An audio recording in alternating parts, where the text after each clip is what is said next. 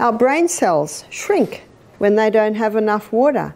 Headaches are common when we don't have enough water. Negative thought patterns can develop when our brain cells don't have enough water. I can get my hand to go in and out like that without pain because around every joint there's fluid. And that fluid is synovial fluid, and it is 99% water. In a state of dehydration, the body can take some water from there to maintain full blood volume in the major arteries and veins. And so if I have pain in there, maybe it's called arthritis, but actually maybe it's just a state of dehydration. Our eyeball moves around in water, so we need water at every single step. What you're hearing about brain shrinkage and joint pain will save you thousands in medical bills and years of unnecessary suffering. Your brain cells literally shrink when dehydrated, causing the mental fog, negative thought patterns, and cognitive decline that millions accept as normal aging. Arthritis pain might actually be your joints crying for synovial fluid that's 99% water. But instead of addressing hydration, medicine prescribes anti-inflammatories that further dehydrate your body. This creates a vicious cycle where the treatment worsens the underlying cause while temporarily masking symptoms. Also, our lungs. Now, at the bottom of our lungs, I'll draw you a small picture of our lungs so that you'll understand this. So here's our lungs here. That's one lung.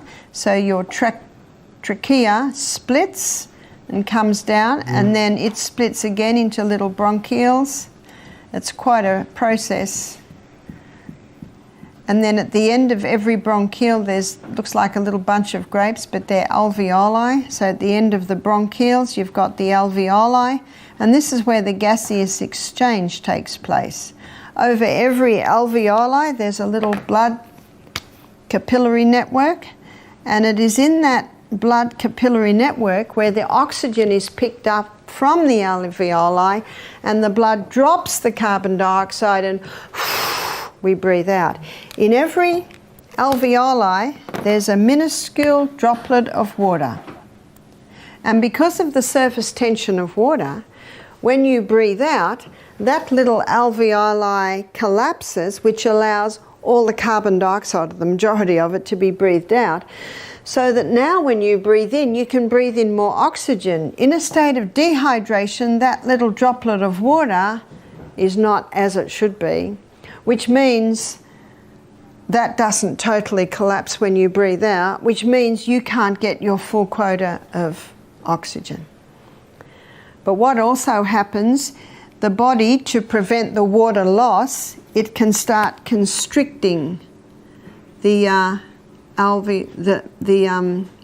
little bronchioles so that we don't lose water.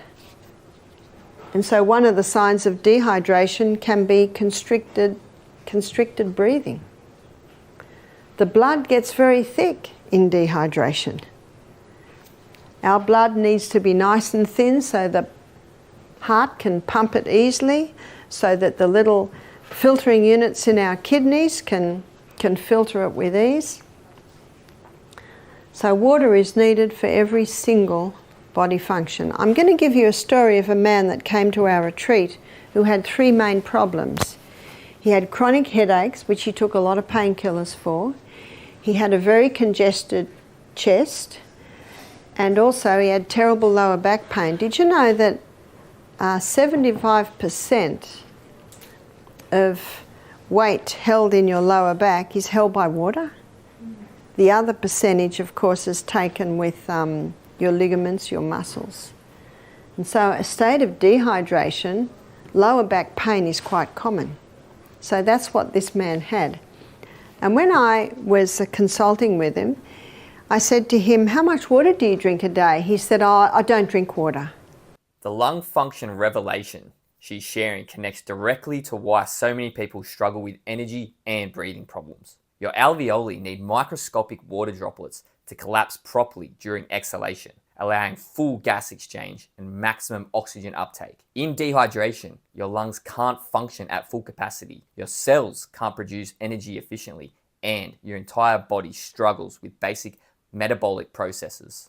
This explains why proper hydration creates immediate energy increases that people report. You're literally improving oxygen delivery to every cell. I said, you don't drink water. I said, what do you drink? He said, oh, Coca-Cola, coffee, because he has a lot of painkillers. He was only 44.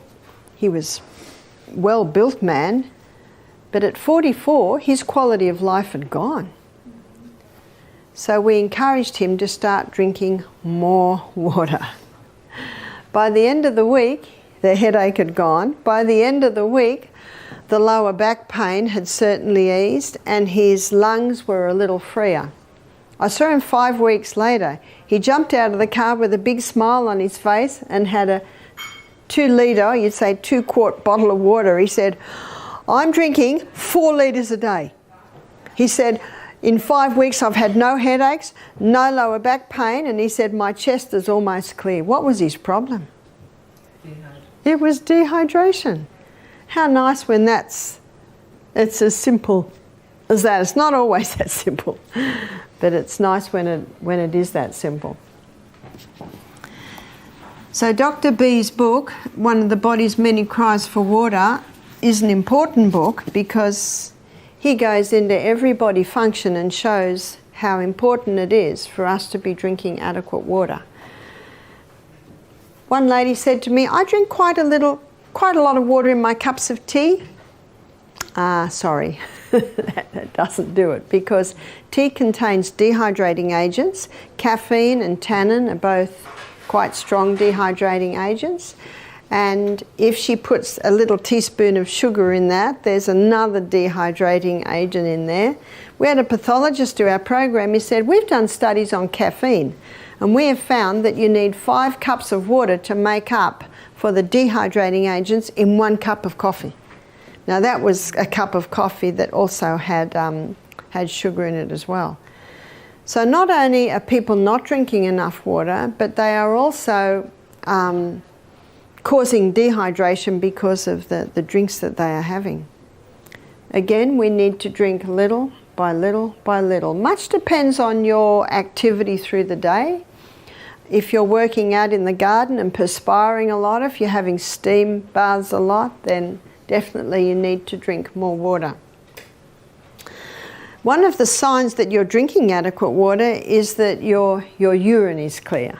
So when your urine is clear, that's a fairly good sign that you're drinking enough water. Now at the moment here at the retreat, you're having B vitamins, and those B vitamins have an effect on your body to cause your urine to be fluorescent yellow. So don't be surprised if this week your urine is fluorescent yellow.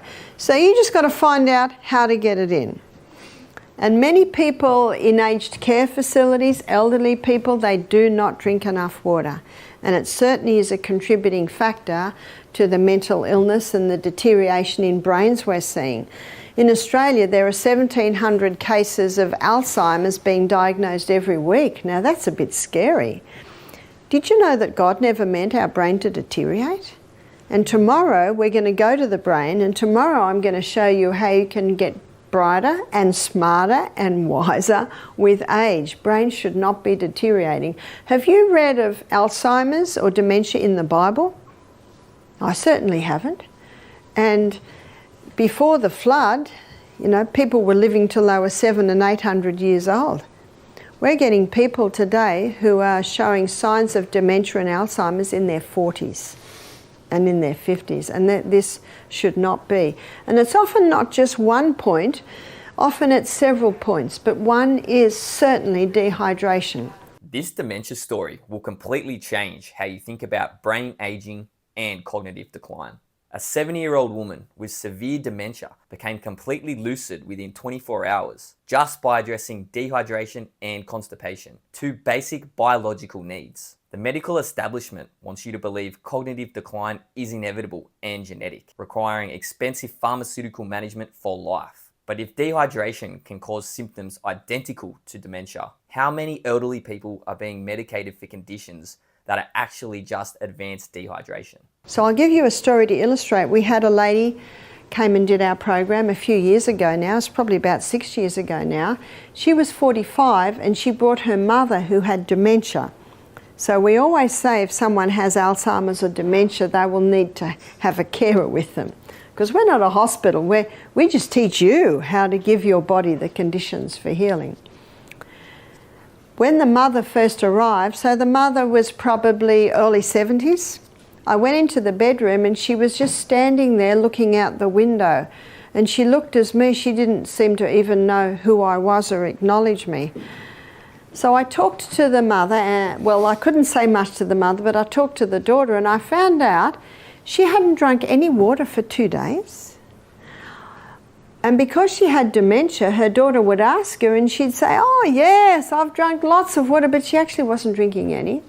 And she hadn't been to the bathroom for 3 days. I'm talking about her bowels. So they're two things that we can fix pretty good. So we gave her herbs to get the bowels moving, and we just got her to drink little bits of water. See, a lot of elderly people are put off water because they don't want to have an accident. But if you can explain to them, just have a mouthful at a time. That's reachable. Just have a mouthful at a time. If you have a mouthful of water every couple of minutes, you'll be surprised how much water you can get into the body in a day. So just have lots of little bits. Within 24 hours, this lady had no dementia. She was lucid. She was talking to people, sitting and dialoguing. And the daughter looked at her and she hadn't seen her mother like this for a long time. You see, I understand what it's like in an aged care facility, because she had her mother in an aged care facility because it was just so difficult to look after her. She really couldn't leave her. That the nurses are so busy, they don't have the time to make sure everyone drinks enough water. And something else happens. When they get them to drink more water, more of the elderly people are having accidents, and then there's a lot more work for the nurses. I understand that. I understand it. I think it's our role to give our body the conditions so we never get there. Is that right? So that when we're getting into our latter years, our kids will want us to live in the little granny flat because we're going to mind the children. We're going to put the washing on the line. Oh, that's right, you put them in the clothesline. They do the ironing. They chop up the vegetables. You know, I say they're queen mother activities. You know, slow down a little bit. But how helpful is that for most busy families to have the mother or the mother-in-law there who's got a clear mind and can be of a help? I understand why so many are put in aged care facilities, because they can't be looked after. One lady said, my mother gets up at 3 in the morning, she goes to the people next door, she puts the clothes on off their clothesline. Oh, and my mother was found down the middle of the road naked. You know, that's very hard, and I feel so much for the person, because, you know, that's very debilitating for the mind to deteriorate like that. And so here we had this lady who got her faculties back within 24 hours because we got her bowels working and she started to drink more water. She really liked the salt. And if you give salt to someone, you know, what's the next thing they do? They reach for the water. So this daughter and her mother, the daughter's name was Isabel, she decided to book in for the next week. So she stayed for 2 weeks. She hadn't seen her mother like this for 10 years. Halfway through the second week, she rang up the aged care facility, she cancelled her room, and she brought her back home. And she lived with her for another 10 years. She eventually, I think, had a heart attack in her early 80s and passed. But what a lovely thing that could happen. So the scary thing about that story is how many people are losing their minds, are in aged care facilities, that if they just had someone who could work with them and get these body functions working well, would be okay. But as I said, the person we can work on is ourselves. And when our friends and relatives see the effect of what these lifestyle changes are doing, then they'll be inspired to make the changes too, we hope and we gather. So I want to give you a few Bible verses that illustrate the body. So we've got Romans chapter 12, verses 1 and 2. The Bible says, I beseech you therefore, brethren, by the mercies of God, that you present your bodies living sacrifices. What's a living sacrifice? It works well. That we present our bodies living sacrifices, holy and acceptable to God, which is your reasonable service. Do you know why it's so reasonable? Because we're living in the body.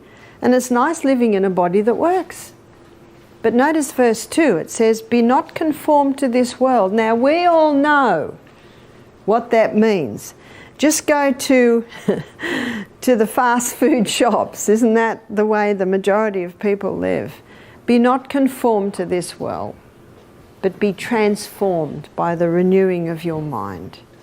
The biblical perspective she's sharing reveals something profound about human design and potential. Scripture describes people living for centuries with clear minds and strong bodies. Yet we accept mental decline in our 60s and 70s as normal. Be not conformed to this world, but be transformed by the renewing of your mind. Isn't just spiritual advice. It's describing the biological process that's happening when you give your brain adequate hydration and nutrition. When your mind becomes clear through proper biological function, you can make better decisions, break destructive patterns, and actually transform your life from the inside out. The most powerful testimony isn't what you say about these principles. It's how you look, feel, and function when your body works as it was designed to work.